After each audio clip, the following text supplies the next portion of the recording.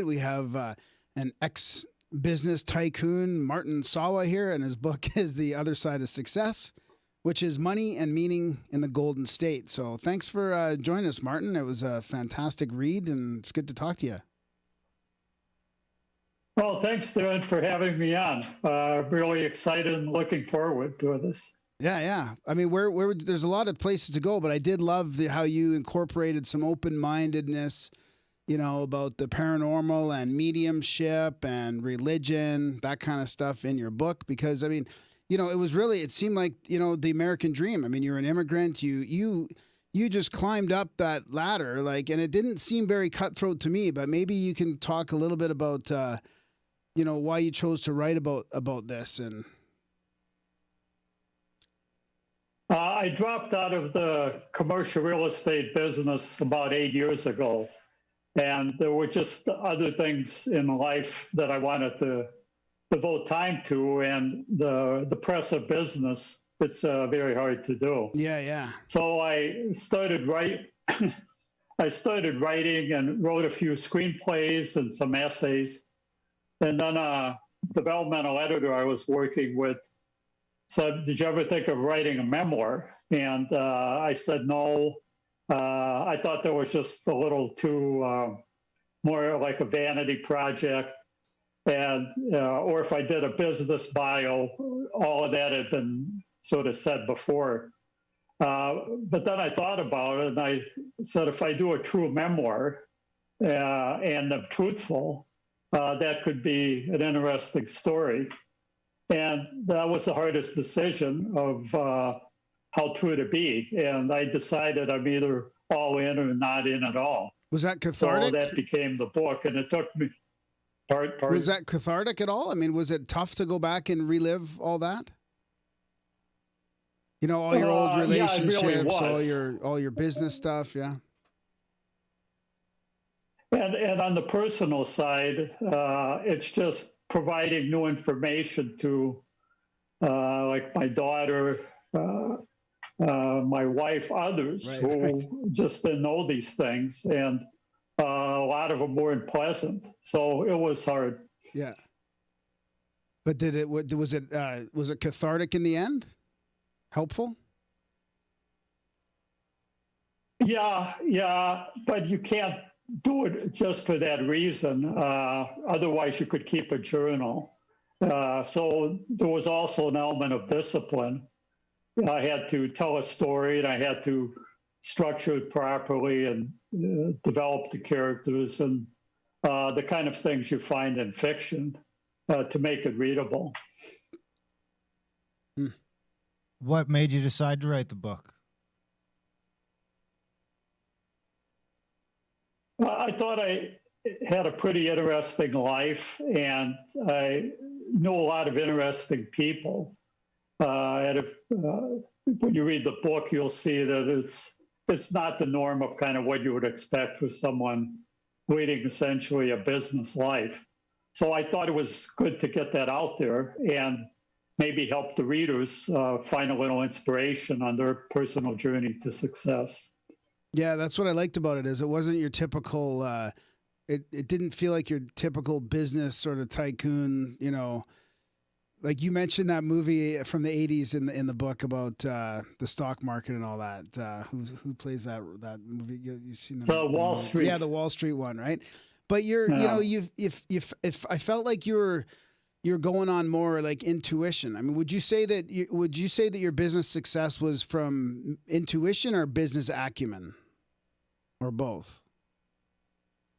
I didn't enter the field like probably most other people did. I grew up in a small town in the rural Midwest right after my parents immigrated from Ukraine after the war. And then I moved to Chicago on the day of my high school graduation to make money for college. And I happened to fall into selling household products door to door. And I happened to have a really great mentor. And what I learned about selling, the fundamentals I learned that summer. And I found out later that selling high-rise office buildings or shopping malls is a difference in degree, but not in kind. And then I didn't get into commercial real estate right away. It was actually pretty late in my life. I was almost 30 years old and had a real job that I hated and was making a long commute. And my wife was then pregnant and I was broke. And I just quit one day and got into commercial investment sales because it seemed like they had the biggest commissions. And I didn't know anything about the business or what I was doing. It sort of sprang from necessity. Just fake it till you make it. I mean, with a lot of effort. I mean, you put in the effort, right? I mean, you must account a lot of your success from the sheer will and effort that you put in. Well, you have to do it because I basically considered myself a commercial real estate entrepreneur. You can be in the business and be a salaried employee working for an institutional fund or working for a property management firm, but the kind of business that I started in as a broker, working purely on commission sales, you're basically working for yourself. So it's like starting up any company. If you work half as hard, you don't make half as much, you make nothing. So it requires that kind of effort. Yeah. You think that's something that these new thought books like The Secret and the Law of Attraction and stuff like that are kind of leaving out, that these people are sort of falling short, just sitting home sort of wishing it was so and leaving that the hard work side of it out? Because it becomes easier it becomes easier to fake it as you build the confidence of faking it good. Yeah, after you've done it, you can say how you did it and have the 3, 5, 7, 10 secrets or whatever. And that's kind of what a lot of business bios are like. But it's really the effort and the resolve to make it at any cost. You can learn the technical aspects.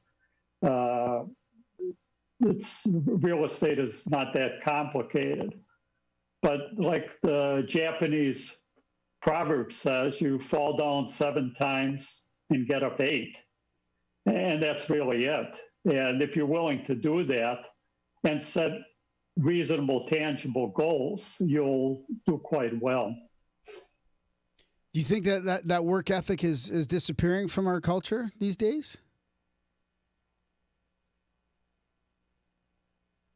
It's getting harder. I worked with my stepson. This was essentially after I left the business, and he overcame much harder obstacles than I did. And frankly, his probably a more compelling story.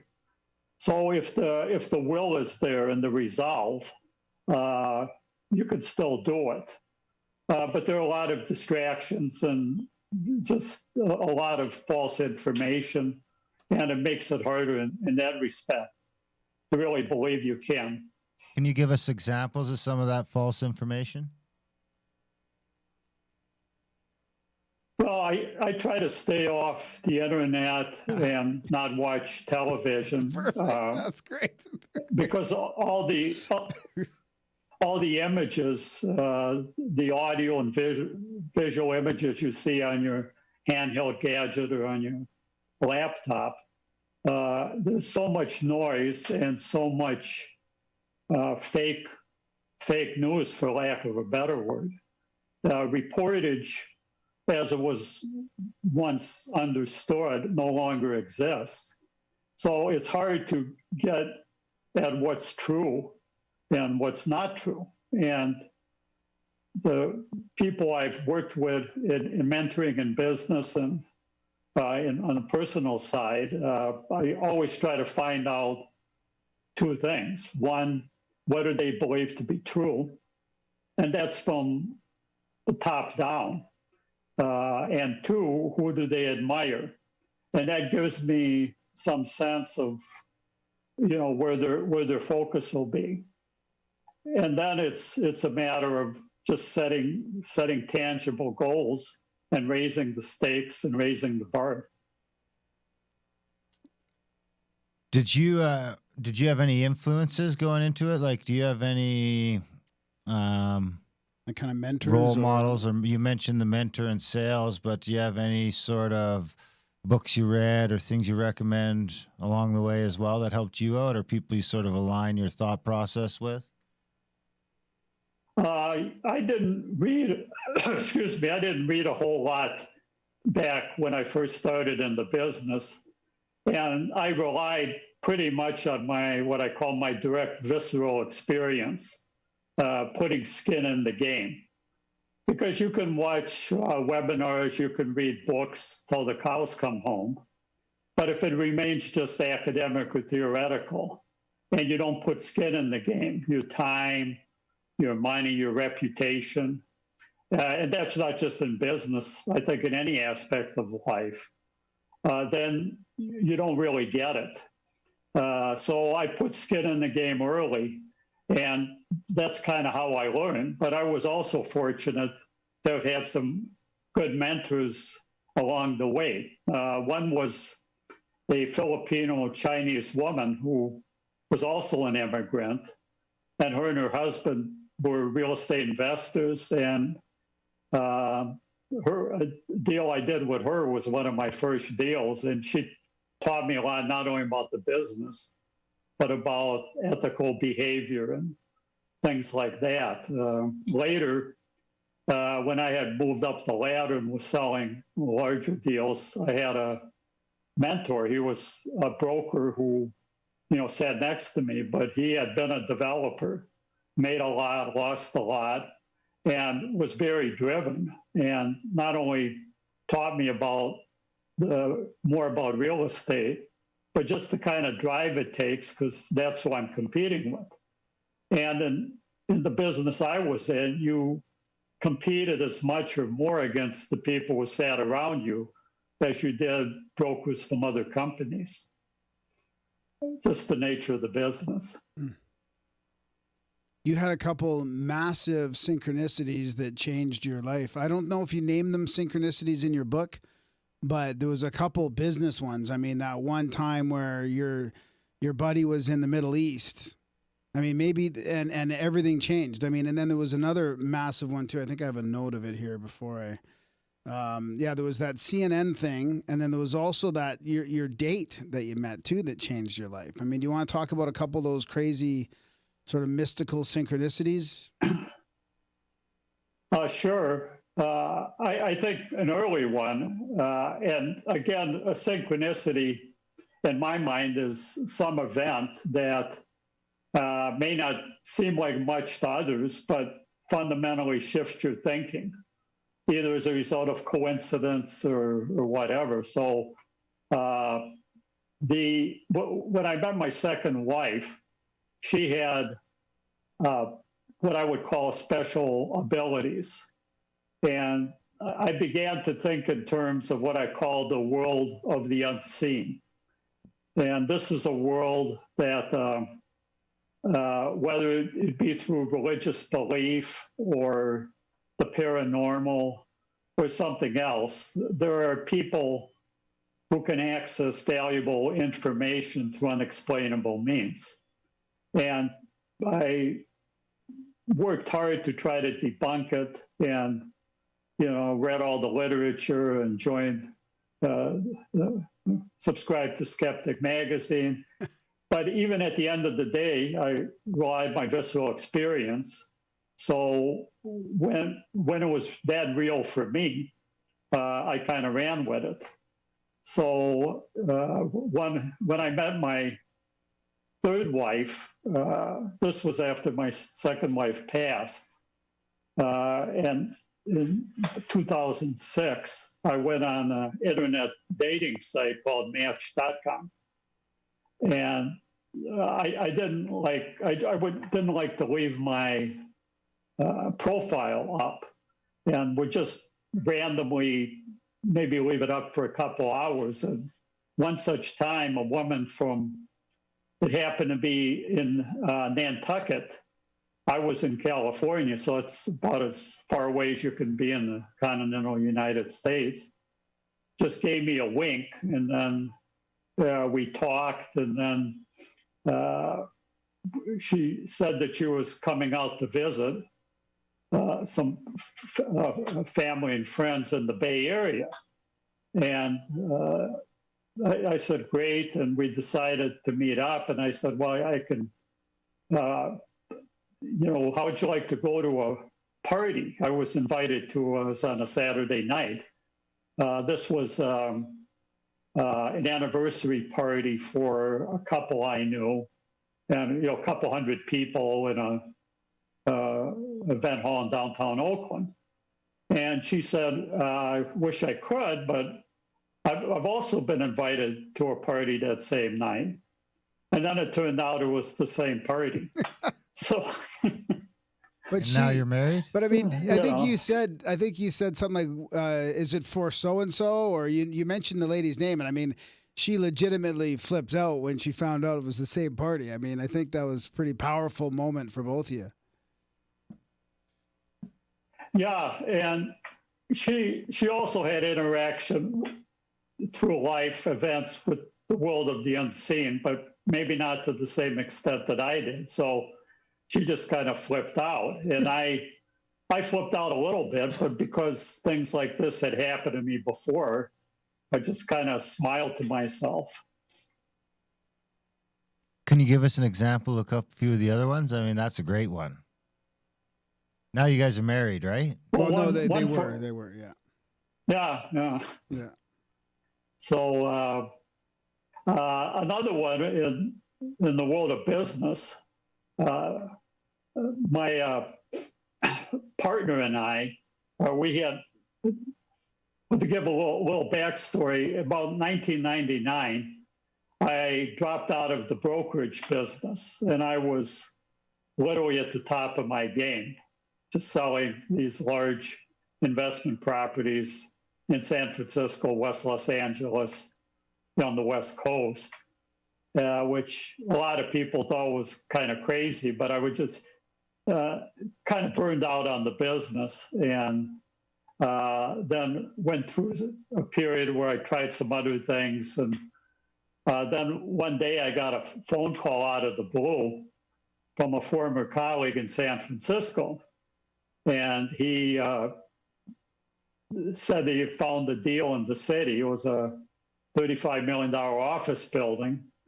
And, we should buy it. And all we needed was $35 million. Well, to make a long story short, we wound up making the deal.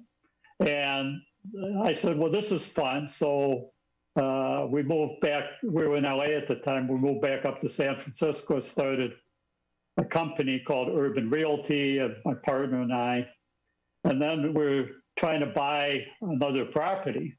And we just lost some deals fell at escrow.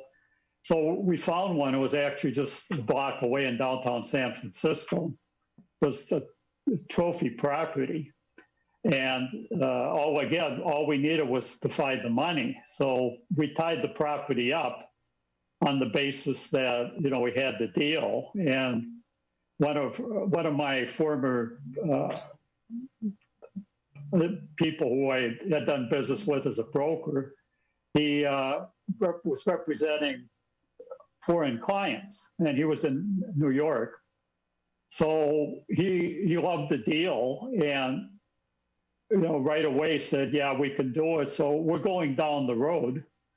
And then it's like just a couple of days before closing, and he's got nothing but silence from his investors. So we're getting like really nervous.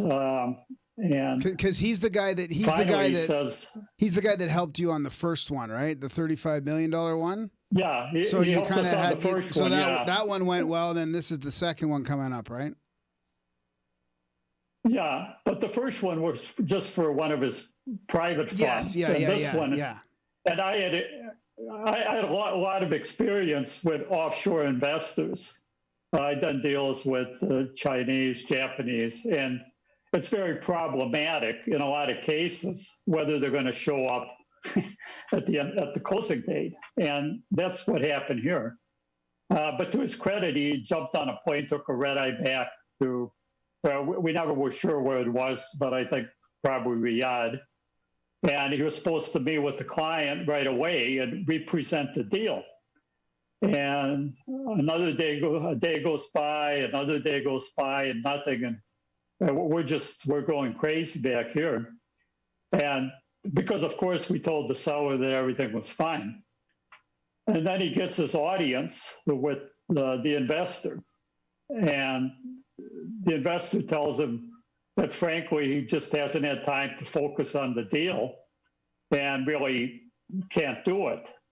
So he's leaving, as he describes it, he's leaving the office. And the investor had a large TV on the wall. Flat screens were just coming out. And there was CNN News, and all of a sudden they're doing a piece on the financial markets in San Francisco.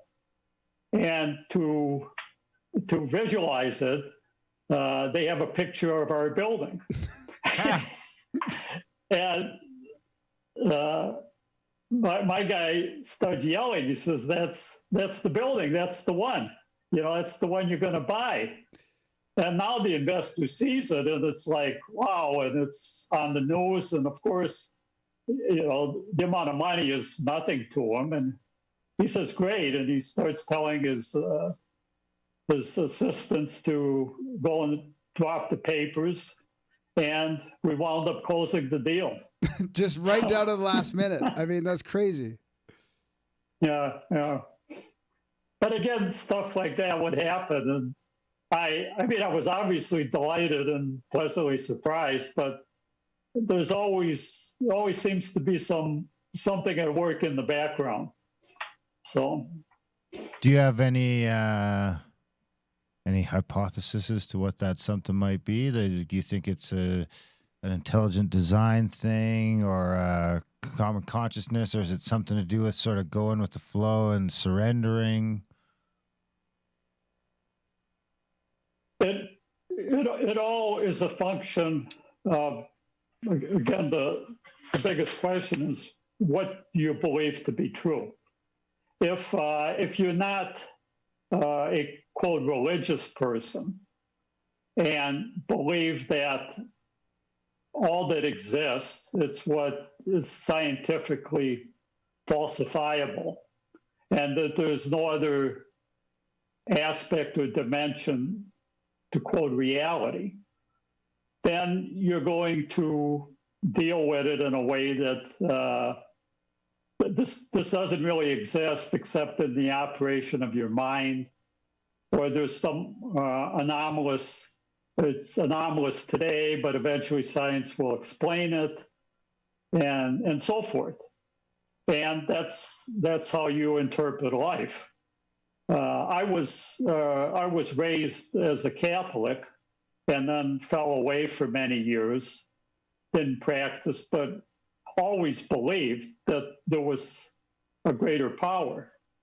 And then when I met my second wife, and she was very religious, she didn't go in for the ritual, but she would read the Bible every night and do her own exegesis, and became my not only wife and lover, but spiritual mentor and moral compass. And the experiences I had with her, and then I met a psychic, and that was a whole different realm. And again, I said there's just too much that is real, and it's real to me. But that can't be explained, by the scientific method or by a so-called skeptical view. That I just said this is all part of the world of the unseen and the ultimate reality. And if you believe that life starts at zero and ends at zero, then you're going to live in a certain way. If you believe that that may not quite be the way it works, and there is something after this physical life, then you're going to live it in a different way. And that's just the way that's my kind of top-down belief system, and that kind of controls what I do and how I respond. Yeah, that makes sense. And the more I'm not sure if I answered your question. Yeah, I think so. I mean, the more you're open to it, and the more you would see. And I like the way you describe the synchronicity in something that shifts your thinking. It's not just a plain coincidence or synchronicity, but it's something deep inside you that shifts your thinking. I like the way you. That would make for way less synchronicities. Yeah, but it's hard. It's interesting that you were, in business, and let's say in big business. I mean, that you were in San Francisco, and you're seeing this medium as well to, try and reveal certain things or to get advice or whatever. And you're starting to believe in that, and yet, you're in an industry that's probably very materialistic. I mean, what did your colleagues think of your exploits? Well, let me tell you, some of the people that I negotiated with, these are people whose names were in the papers. I mean, the people who control these mega assets, they're masters of illusion themselves.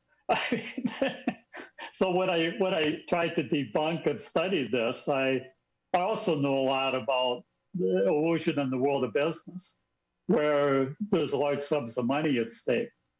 But I couldn't really talk about this to anybody. It's just whether they harbor the belief or not, some of them themselves, they'll never talk about it, because it just kind of portrays you in a different light, and that can be averse to your business interests. Yeah. So do you want to talk about some of that, the mediumship experiences that you had that sort of made you think, like, I've had this visceral moment that I have to believe what's going on here? My then wife, my second wife, Anita, and I were, again, living in Los Angeles. And this was right before I dropped out of brokerage. And Los Angeles, it's a very, it's a great place in terms of the weather. And I would rollerblade along the ocean almost every day. And there were big deals, particularly on the west side. But as soon as we had moved down there was also an aspect where it just seemed like a big movie set, and so many people with illusions and delusions. So it was, and there's no perfect place to live. It's always pluses and minuses. So it was kind of a mixed bag. And I had never had any encounters with psychics, not even like a palm reading on Venice Beach or anything. And there was something that I saw an ad for a seminar this woman, her name was Mary Jo, was doing, and it compelled me to go. And this is, again, where kind of fate, F-A-T-E, fate, has some influence. And so I wanted Anita to come, but surprisingly, even though she dealt in what I put all that together in the world of the unseen herself, she was very biblically religious, and the Bible doesn't speak well of sorcerers or psychics or seers or spiritists. So she wasn't really crazy about going, but eventually I got her to go, and we went to the Hollywood Holiday Inn. And there's a small conference room, and there's about 30 people, and I had no idea what to expect. And there was a stool at the front, and this woman, she looked like a suburban housewife, and came in and sat down, and she was in fact a suburban housewife, but she was also a self-described psychic medium, or she prefers to call it a soul intuitive. So she was just cheerful and happy. And then she told the audience, I'm going to go in a trance and my voice is going to change a little bit because I'm getting messages from the other side. And then I'm just going to speak to each one of you. And so I'm just kind of rolling my eyes and elbowing Anita. Well, after she goes into trance, she starts with the first person in the front row. And she begins to describe in specific detail an event in the person's life that, was kind of almost the root cause of their unhappiness. It wasn't generic and it wasn't a cold reading. The person was like flabbergasted. And these weren't all pleasant experiences. And then she went down the row. And now the crowd is just like totally quiet and they're waiting to hear something about themselves no one else could possibly know. And this happened. She got to Anita and talked to her about the death of her brother years ago, things I didn't even know. And then she came to me and she kind of took it easy on me. I was dealing with some health issues and she described those and gave me some advice. And that was it. And then, so we leave, we're like shell-shocked. And we get out to the parking garage. And the first person she talked to, the guy gets in his car, he's so unnerved that he backs the car in a concrete column and then just speeds off. So that was an attention getter. And I didn't have contact with her for months and until I dropped out of the brokerage business, and then I had some free time. So I devoted myself to studying psychics and trying to debunk it. And then I decided I'd want to have contact again with Mary Jo. She by now, she was living in Florida. That was the only appearance in LA in her life. She just didn't like the vibe. And so Anita and I went to the retreat and she became a friend and she would do a couple of readings for me a year and they proved extremely valuable. And that's my psychic story. Including helping you deal with the grief after your wife died. Yeah, well, especially that. She never tried to like sell her readings and trying to like make money. And she cautioned me against overuse and limited them to just a couple a year, which impressed me from kind of a business standpoint. And then this is the midpoint of my book, where my life totally changed. One night we were back, Anita and I were back in the San Francisco Bay Area living in the Oakland Hills. And we're going to meet some friends for dinner. And I'm sitting in my home office and Anita's in the bathroom getting ready and it's getting later and later. So I call to her, I don't hear anything. I go, I knock on the door, still nothing. I try to open the door and I can't. Something holding it shut. And finally I push my way in and she's lying naked on the floor. And there's nothing that prepares you for a moment like that. There's just nothing.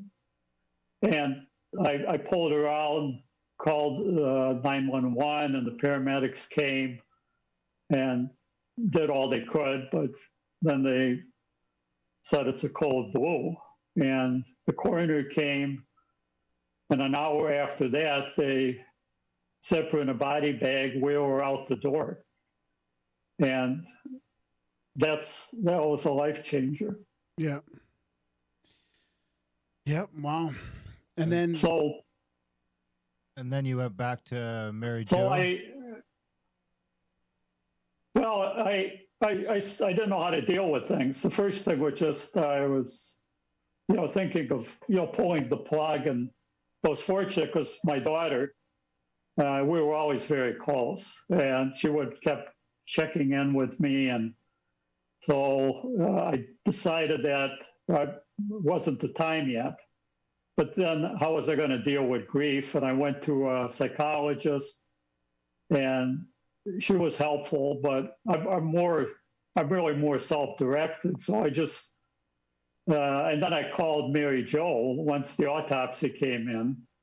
I didn't tell her anything that happened, and of course she knew, and said, you need to get it together basically on the material plane. And then, she did describe how Anita died and why in the moment and everything. But in terms of communicating with Anita, that I need to get it together first on the material plane, and I know when it was time to call her back. So for the next 6 months, I had a good partner because I just basically didn't go to work and put a big burden on him.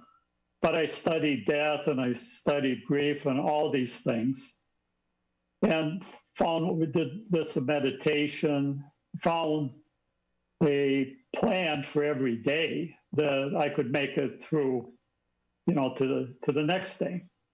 And then it was one day I felt it was time to call Mary Jo, and I was like really scared and nervous because I didn't know what would happen. And I don't know if you've had any contact with psychic mediums in this way and know how the images that they get and the people that show up are usually not the people that you want to talk to. These are people on the other side. They can be almost sometimes strangers or people you had minimal contact with in your life. But Anita was there right from the beginning. And to make a long story short, we reiterated our love for each other. And I found in my mind that a relationship can survive physical death. Yeah. So, did you expect to be able to talk to her when you went to Mary Jo, or was that on your mind? Like maybe I can connect with Anita, Oh yeah, well that was the whole point. Yeah. Was to try to connect with her. Yeah. That was the whole point. But I knew enough from prior sessions that it's not like, I mean, if you're a highly skilled intuitive, and not just operating some, fraudulent enterprise or something. Yeah. That it doesn't work that you get to talk to who you have uppermost on your mind that day. Exactly. And so that was part of it. Yeah. And so I wasn't frankly real hopeful. And then if she did come because our life she became our moral compass and my spiritual mentor, but after a period of craziness on my part and doing some hurtful things. So I wasn't sure what she was going to say. Right. And the heartbreak of hearing something bad is almost, I always prefer not to even have the conversation. Right. So it was those few minutes preceding that call. It was pretty difficult for me. Wow. And all of your marriages were interracial, I believe, as well. Do you think and that was in the mid 70s, you got married. So 40 years later, do you think we're going forwards or backwards? This is such it's such a loaded discussion. Even the word, all of the words that I hear on social media, including race and racism and white privilege and social justice, all these things have no specific meaning to me other than what the person on the other side says they mean to him or her. It's kind of crazy, but just to have a conversation, not about race, but about anything. I have a good friend. He was one of the people who gave me a praise quote in the book. He's quite involved in politics on kind of a nonpartisan basis. And he said it's almost impossible to have a conversation. He says what you need is people who have sort of mutual respect for each other, and you need some agreement on what is factually true. Right. If you don't have either of those, there's no conversation to be had. So in that respect, back 20, 30, 40 years ago, it was at least you could talk. And my first wife was Native American. My second wife and third wife were Black. They were from the rural South. They had similar trajectories like I did. They packed up what they owned and got on the bus or drove with a friend to California to kind of start a new life. And since then, I mean, today, my parents have both passed. My sister passed. My brother is the only kind of living relative I have, other than my daughter and my stepchildren as a result of my marriages. So most of the people I know, family, friends, and people in business who I did business, people from all over the world, Chinese, Japanese, Middle Eastern, Black people, and Native American people. That's kind of my world. And this is a world where we all get along and we have common shared core values. And in that, we can talk like we did 20, 30, 40 years ago, but the nature of the conversation today, a public conversation, is so difficult that I just prefer, like I always have, to do it one-on-one. And I seem to have an ability to blend in with people of different backgrounds, ethnicities. And it was always, I'd look them in the eye and feel neither superior nor inferior, and just deal with them as a person and not a bunch of slogans on social media. And that still works, but to have a public conversation where you can't even agree what's factually true, or you don't have mutual respect is very difficult.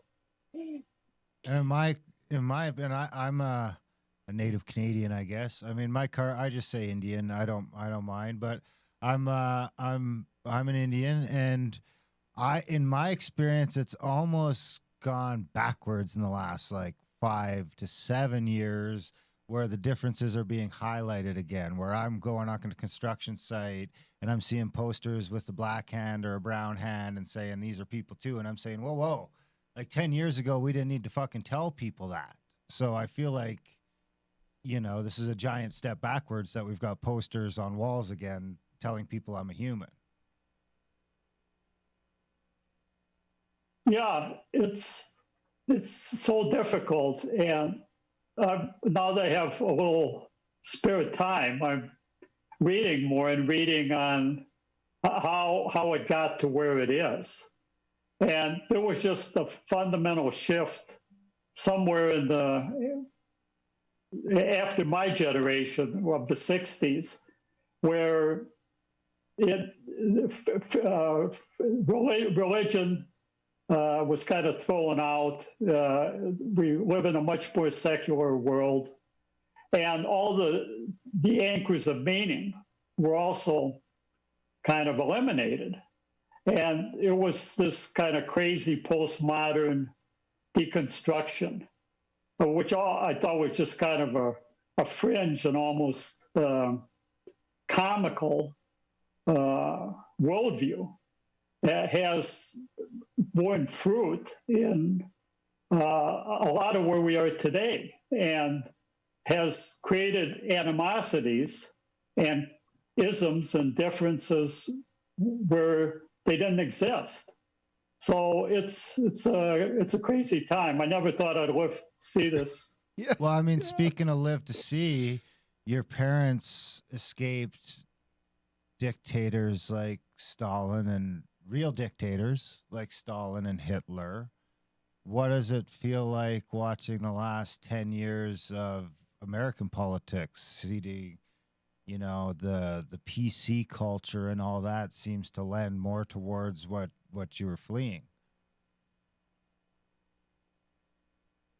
I've told my kids and grandkids and stepkids and relatives, and if they didn't know it, they know it now because they've read the book, but my parents lived in Ukraine in the years before and during the Second World War.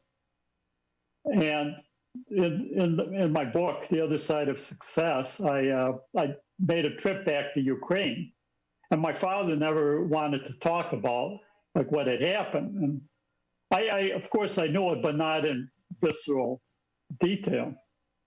And I found out that they were at the epicenter of an area one historian called the Bloodlands, which is roughly the area between Berlin and Moscow, subject to Stalin and Hitler.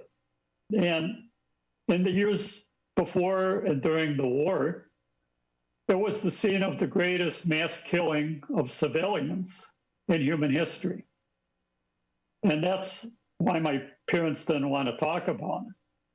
So when I see now, like people saying, oh, he's like Hitler or whatever, it just, I marvel at how gullible people can be.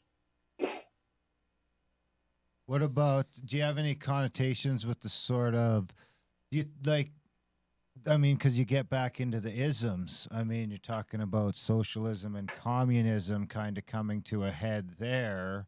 And now you see the West sort of getting ready to rip itself apart in a sort of that same battle. I guess this time it'll be more between capitalism and socialism and communism. I mean, it's really, it's like a hybrid. It's like a weird capitalist socialist kind of thing already. But I mean, I think I know what you're getting at. What is it to come back? I mean, just a generation and a half later and see that sort of coming to a head again. Do you worry at all that we're heading, that history might repeat itself? Or do you think this is more of just talk?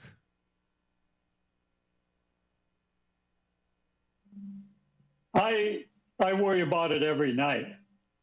And I didn't used to 10 years ago, although my partner and I, we had a large mixed-use development project in San Francisco. And it was on the edge of the Tenderloin. This was a major project, had a shopping mall, restoration of a historic building, residential, other retail uses. So it had a projected value then of about $400 million. And we're right on the edge of the Tenderloin, which was the area in San Francisco where you had the concentration of, drugs and general human misery and homelessness and all of that.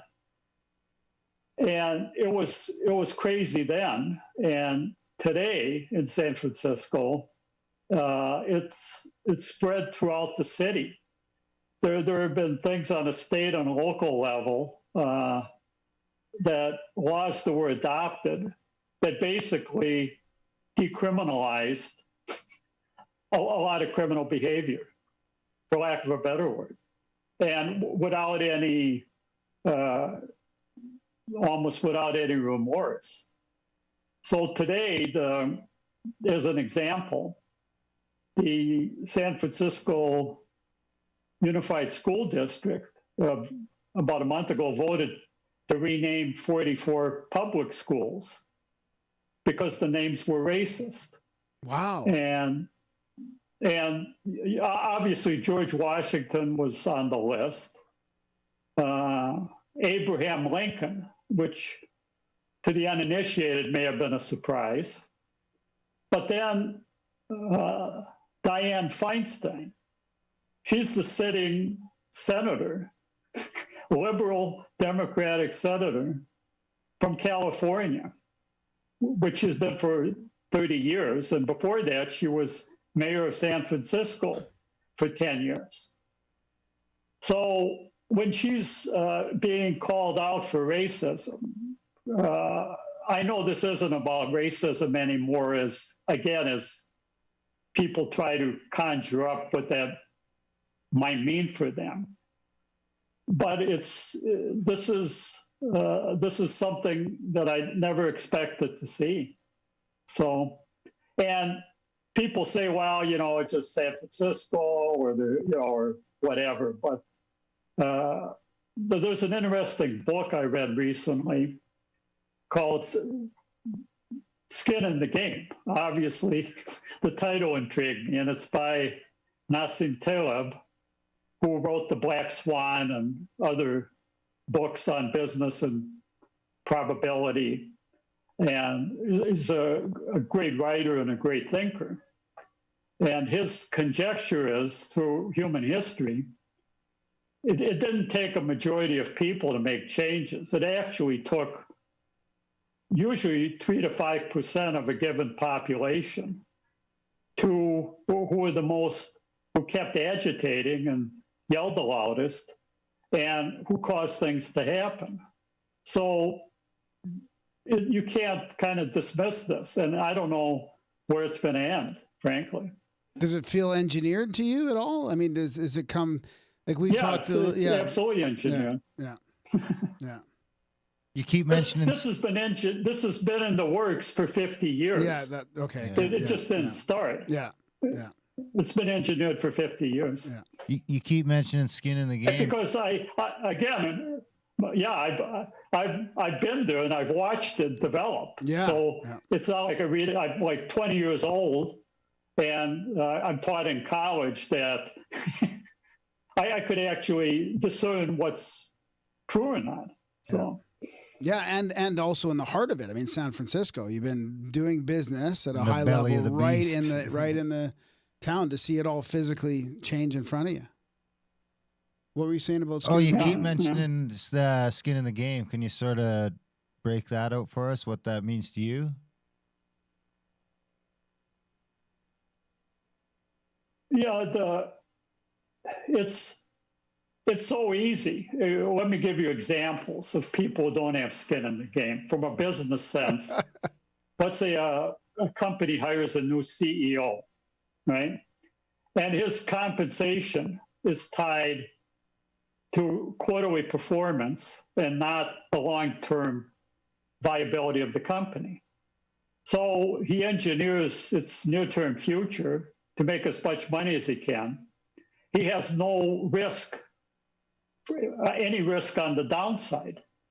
And eventually the company goes belly up or goes bankrupt or gets bought out, and he gets a golden parachute and he's on to his next deal. So here's a person with no skin in the game in terms of the game that he's participating in. Another example is the person on, if I watch, I know more about it, but on social media, and is anonymous and jumps on board to shame or humiliate or try to get the plug pulled out on their site access, just for sport. And this person has no skin in the game, no downside risk. And when that happens, people want to do what they can get away with, and there's no check or balance on them personally. So when I started out, and again, I could have got a job in real estate if real estate was an industry I had a strong passion for, with a salary or under some other compensation system. I started out on commission sales. It was a year before I collected a dime, and I did what I had to do to make it. And my downside risk was, for me, pretty large. Yeah. Can you just, before we run out of time, can you talk us through the time in 2008 when you basically foresaw what was coming? I mean, you don't hear too much about that now, but the whole crash with the housing and loan bubble thing and all that, the big housing bubble in 2008. I mean, you guys were warning that it was coming, right? Yes, and I had been through bubbles before. When I started in brokerage in roughly 1980, and interest rates were like 18%. Yeah. And I didn't know any better. I thought that was just what they were. And then that bubble crashed, and then I sold buildings to the Japanese, and their asset price bubble crashed. And then there was the dot-com crash. Yeah.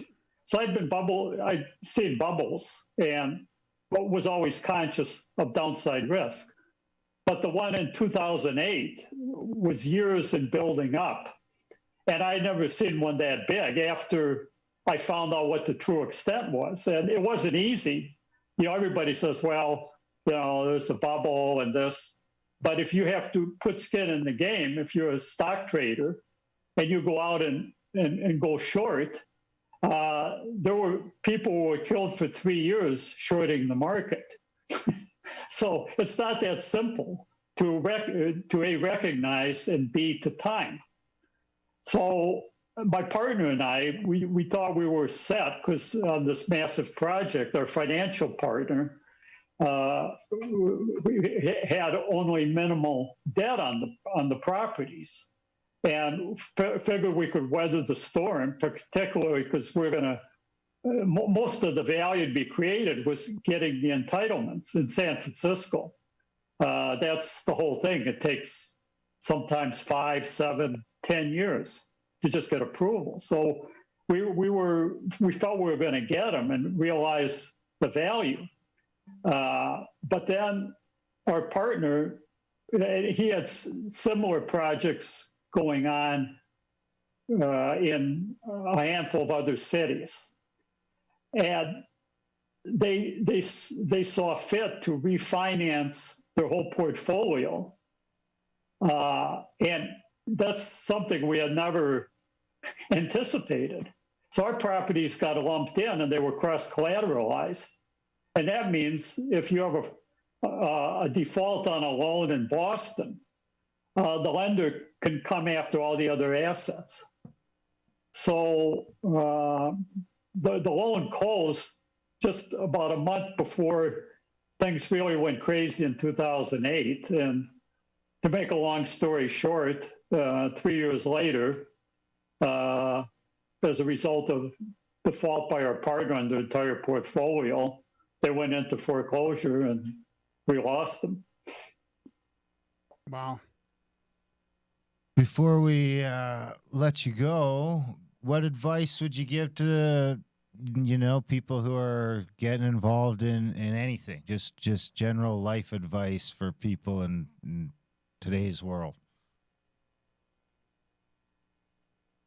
Well, in the world of business or the material world, set yourself tangible goals, which can be quantified and can be given a timeline so you can gauge your success and be prepared, particularly if you take the entrepreneurial route. The best advice I can give is a Japanese proverb: you fall down 7 times and you get up 8. In the world of the unseen, be clear on what you believe and use that to form a worldview that guides your actions. Because you can be successful in business, but if it's at odds, it's not congruent with your worldview, then you're still going to be unhappy, as obviously you see many people are. Excellent. Is there any other paranormal experiences that you that we didn't talk about or that you want to mention before we let you go? I think we covered the major ones. Yeah. And again, if you put away the nomenclature and just keep your eyes open and keep yourself open to evidence. And evidence doesn't always mean, scientific experiment. Yeah. And if you have that frame of mind, you will start seeing maybe more than you have. Excellent. That's awesome. I love it. Where can people get the book or track you down if they want to get a hold of you on? I mean, it seems like you're not a big social media fan. Do you have a website? Well, I do have a social media presence, which I had to cultivate for marketing the book. They haven't kicked you off yet. So if you go to my website, you'll see links to Facebook and Instagram, and they're quite well curated.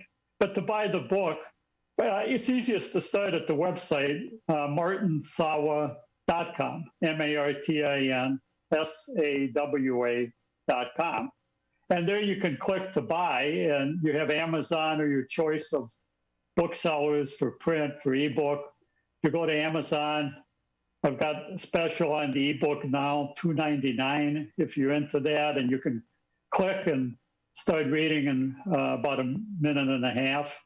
Or you can buy the print copies, and they'll show up at your door in a day or two. Right on. So any way you'd like it. All right. Well, yeah, it was a good book, too. Yeah. I really enjoyed the read. Thank you very much. The Other Side of Success. If you ever want to turn it into an audio book, I know a fellow who does some narration. And I may take you up on that. yeah, I mean, we deal with, I think this is Julia, right? Yeah. Julia's your publicist? Yeah. If it's something you're into, just tell Julia to reach out and we can figure something out for sure. We're pretty easy to work with up here in Canada. We thank you for taking time out of your schedule to chat with us, and the book was great. Come back anytime, sir. See you later, Martin. Thanks. Thank you so much for having me on. Yeah, that was fun. Bye for now.